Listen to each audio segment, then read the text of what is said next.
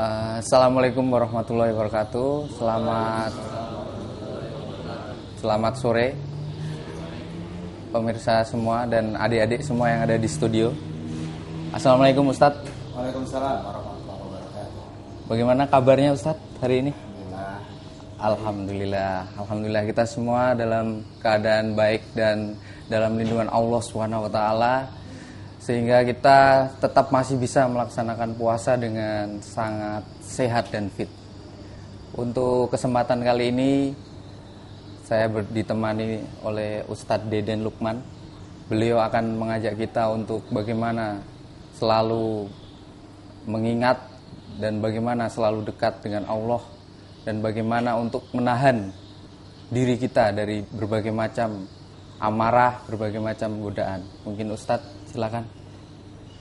Bismillahirrahmanirrahim. Assalamualaikum warahmatullahi wabarakatuh.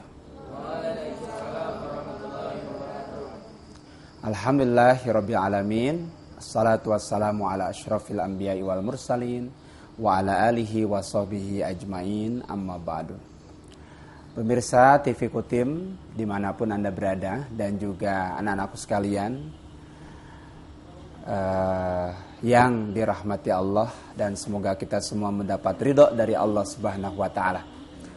Segala puji, puja dan syukur hanya bagi Allah. Salawat serta salam mudah-mudahan selalu tercurahkan untuk baginda Rasulullah Muhammad sallallahu alaihi wasallam, untuk keluarganya, para sahabatnya, dan orang-orang yang selalu berusaha istiqomah melaksanakan ajarannya. Mudah-mudahan termasuk diantaranya adalah kita semuanya.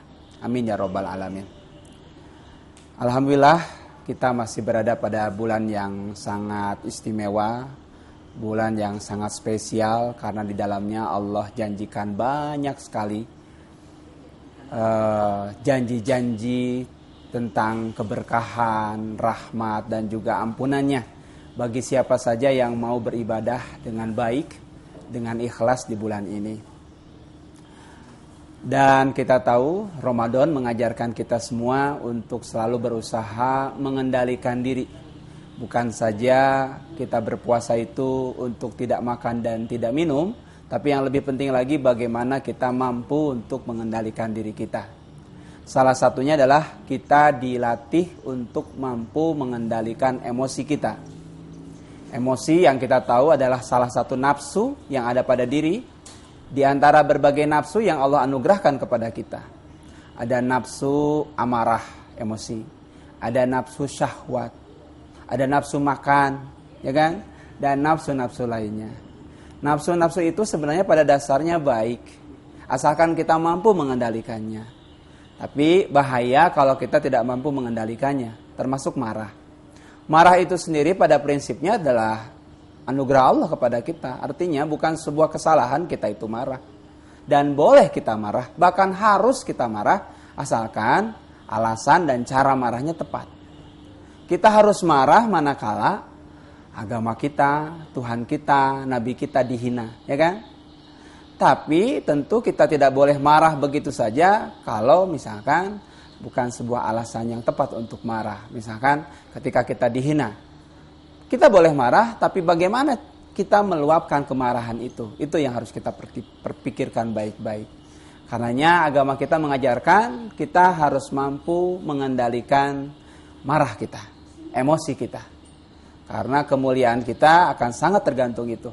Kita akan menjadi orang yang mulia di sisi Allah, umat Rasul yang beliau sayangi, beliau cintai, kalau kita mampu mengendalikan marah itu. Tapi sebaliknya kita akan menjadi umat beliau yang hina kalau kita tidak mampu menahan marah. Nah, karena itulah pada kesempatan sore ini izinkan saya menyampaikan tausiah seputar bagaimana menahan marah. Adik-adik sekalian dan pemirsa TV Kutim dimanapun Anda berada, kita tahu bahwa semua dari kita insya Allah pernah marah, betul tidak? Betul. Ada di sini yang tidak pernah marah? Pak Ari tidak pernah marah? Oh sering. Ini pun kayaknya marah nih. Ya mudah-mudahan tidak. Ya, kita pasti sering marah. Ada kalanya kita mampu menahan marah itu, tapi ada kalanya kita tidak mampu menahannya. Kita tahu sendiri bagaimana kalau kita tidak mampu menahan marah. Minimal nangis, ya kan? buat yang perempuan nih. Ini mah nangis ketika marah itu sudah tidak terkendali. Maksimalnya, wah, ngamuk. Ya kan? Bisa-bisa semua yang ada di sekitar kita banting, kita lempar, kita rusak begitu saja. Kenapa? Karena kita tidak sadar melakukan itu semua. Istilahnya betul-betul hilang kendali dan setan membisikkan kita, mendorong kita untuk melakukan sesuatu yang di luar akal sehat kita. Ketika selesai marahnya kita baru sadar, kok bisa ya kita melakukan itu? Ya. Kenapa? Karena itulah yang dimaksud dengan amarah itu. Amarah, nafsu marah. Itu dalam bahasa Arab artinya amaroh, artinya yang memerintahkan. Nafsu yang memerintahkan kita kepada hal-hal negatif. Nafsu yang sebenarnya berasal dari setan. Nafsu yang kalau kita tidak segera mengatasinya bahaya. Tidak akan bisa selesai urusan. Bahkan makin besar urusan yang akan kita hadapi. Makanya kata Nabi, kalau marah, nih langsung Bapak sampaikan, Ustaz sampaikan, tips cara-cara kita mengatasi marah. Kalau marah, kata Nabi dalam berbagai hadis sahih, ya yang kuat riwayatnya. 1, kalau marah, silahkan baca ta'awuz. Kalimat ta'awuz insya Allah sudah tahu semua kan? A'udzubillahi minasyaitonirrajim. Aku berlindung kepada Allah dari godaan setan yang terkutuk. Karena marah berasal dari setan. Berasal dari iblis. Maka kita berlindung kepada Allah dari godaannya. Kalau masih belum juga reda kemarahan kita, yang kedua adalah kata Nabi, ambil air wudu. Kenapa harus ambil air wudu? Karena marah dari setan. Setan itu dibuat Allah, diciptakan Allah dari api. Dan api itu hanya bisa dipadamkan dengan air. Dengan berwudu, insya Allah meredakan marah kita. Selanjutnya lagi, belum selesai wudu, masih marah. Kita belum bisa meredakan marah kita. Apa yang harus kita lakukan? Kata Nabi lagi, sholat. Kenapa harus sholat? Karena dengan sholat di situ ada sujud. Sujud itu ketika merapatkan kening kita dengan alas sujud ini, itu dengan serta-merta itu akan langsung menghilangkan yang namanya godaan setan yang menyusup lewat marah kita. Itu janji Rasul, janji Nabi kepada kita semua. Cara sederhananya, kalau misalkan tidak wudu, tidak sholat, adalah apa? Kata Nabi lagi, rubah posisi duduk. Ketika lagi marah, dan kita lagi duduk, segeralah berpindah tempat, entah berdiri. Ya. Nah, kalau misalkan lagi berdiri, duduklah. Ini ada tips lagi dari saya sendiri, bukan dari Nabi ya. Sekali lagi, bukan dari Nabi, dari saya sendiri. Kalau marah, duduklah. Kalau masih marah juga, berdirilah. Terus begitu terus 1 jam, dijamin.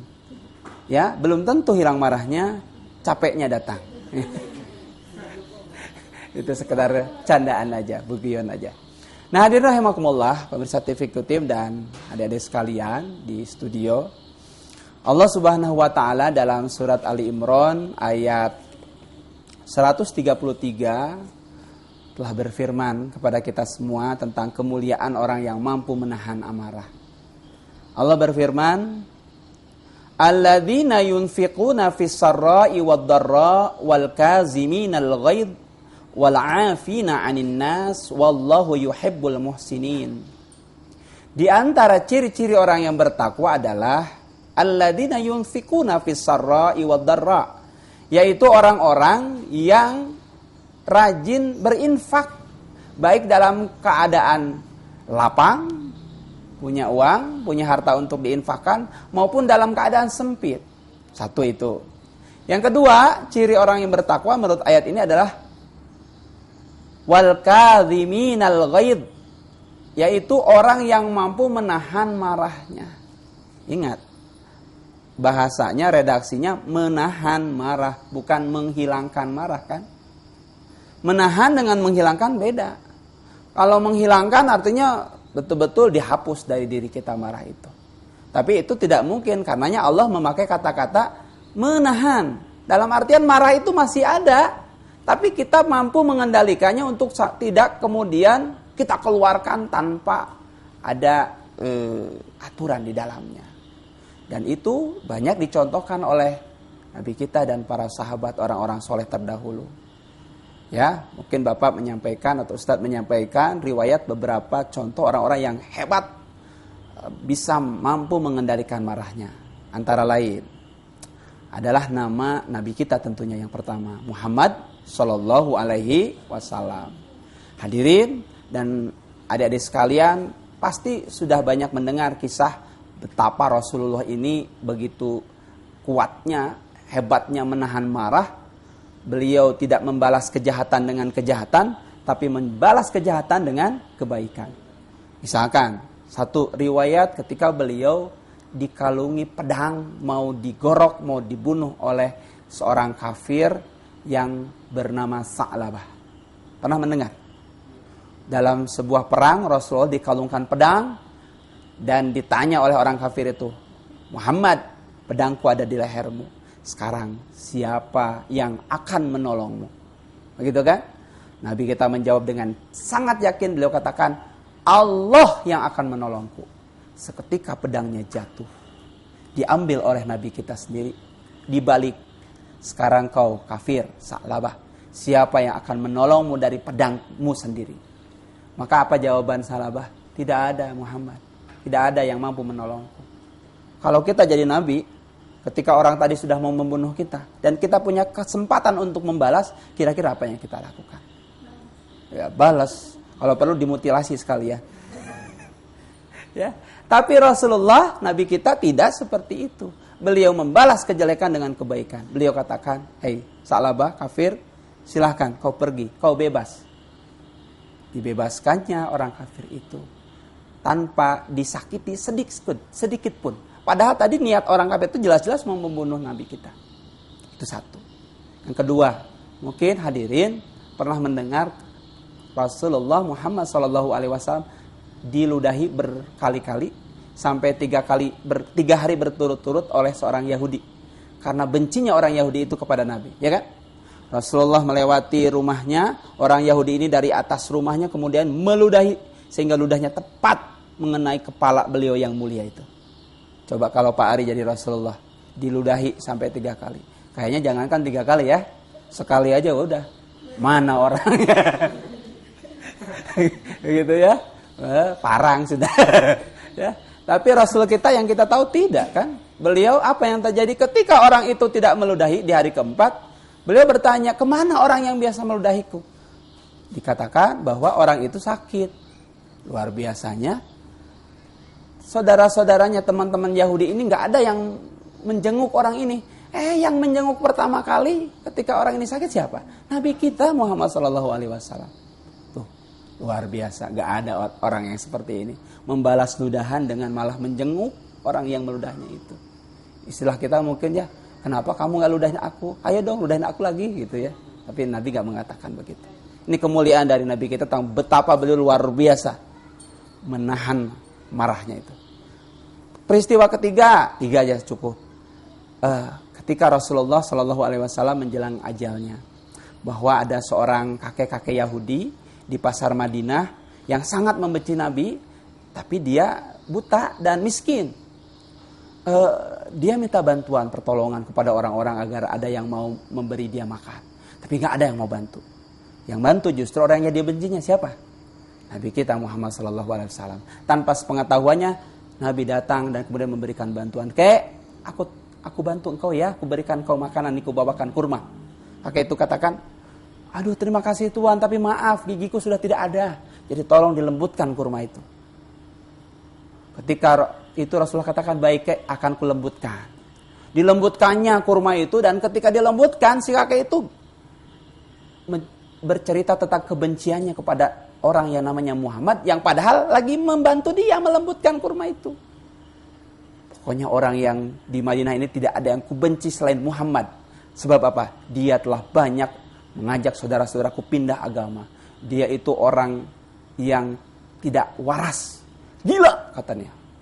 Ya, suka berhayal mendapatkan petunjuk dari Tuhannya padahal bohong semua. Kata kakek itu. Dia olok-olok, dia hina, dia cemooh orang yang lagi membantu dia. Dan ketika itu Rasulullah diam aja, dia kemudian nggak mengatakan, dasar sudah kubantu malah ngejelek-jelekin. Sudah tak lembutin sekalian gitu ya kalau kita. Ini enggak. Kata Rasul, oh gitu kayak ya. Ini kayak silakan kakek makan. Aduh Tuhan maaf, saya pun nggak bisa melihat ini. Kalau bisa tolong disuapin. Tuh. Bayangin Masya Allah Nabi kita ya. Sudah dijelek-jelekin, dilembutkan makanannya, disuapin lah orang Yahudi ini. Dan itu bukan terjadi satu kali, berhari-hari sampai kebiasaan si Yahudi ini. Suatu ketika Rasulullah sudah tidak ada, dia bertanya-tanya kemana orang yang biasa nyuapin aku. Datang, siapa? Temannya Rasul, Abu Bakar. Abu Bakar kemudian apa? Dia nyuapin kakek itu dan kakek itu langsung menepis tangan Abu Bakar. Sebentar, engkau bukan orang yang biasa nyuapin aku. Orang yang biasa nyuapin aku orangnya lembut. Sedangkan engkau maaf, tidak selembut orang itu. Abu Bakar dengan nangis beliau katakan, tahukah kakek, sebenarnya siapa yang selama ini nyuapin kakek? Memangnya dia siapa? Kata Abu Bakar, dialah orang yang paling kakek benci, Muhammad Rasulullah. Tuh anak-anak, nangis seketika kakek itu dan kemudian atas izin Allah dia pun berpindah agama masuk Islam. Tanpa paksaan sama sekali. Akibat apa? Antara lain karena Rasulullah begitu hebatnya mampu mengendalikan marahnya. Mungkin muncul pertanyaan, itu kan Nabi. Sementara kita kan bukan Nabi, bukan wali, ya, bukan siapa-siapa, kita hanya orang biasa. Oke, kalau gitu saya sampaikan lagi satu kisah tentang orang yang hebat lagi yang bisa mampu mengendalikan marahnya. Namanya Ali bin Abi Thalib. Pernah mendengar nama itu? Dia adalah saudara Rasulullah. Sepupu sekaligus menantu Rasul. Suatu ketika Ali tengah berperang dengan menggunakan pedang. Berduel dia dengan seorang kafir juga. Jatuh pedang orang kafir itu. Dan ketika itu Ali sudah siap-siap memenggal kepala si orang kafir itu. Ketika pedang sudah diayunkan, orang kafir itu tiba-tiba meludah. Persis kena mukanya Ali. Apa yang terjadi anak-anak? Memerah itu mukanya Ali. Marah Ali. Tapi luar biasanya Ali ini walaupun marah dia kemudian sekalian sudah. Ya, potong-potong gitu kan. Beliau enggak, disarungkan itu pedang. Kemudian disuruhnya orang kafir itu untuk pergi. Pergi kau. Kaget orang kafir itu. Kenapa kau suruh aku pergi padahal kau tinggal tebaskan pedangmu, mati aku. Kata Ali, ketika kau meludahi aku dan aku tebas batang lehermu dengan pedangku ini, niscaya dosaku bertambah. Karena aku bunuh engkau bukan karena niat yang baik, tapi karena kemarahanku.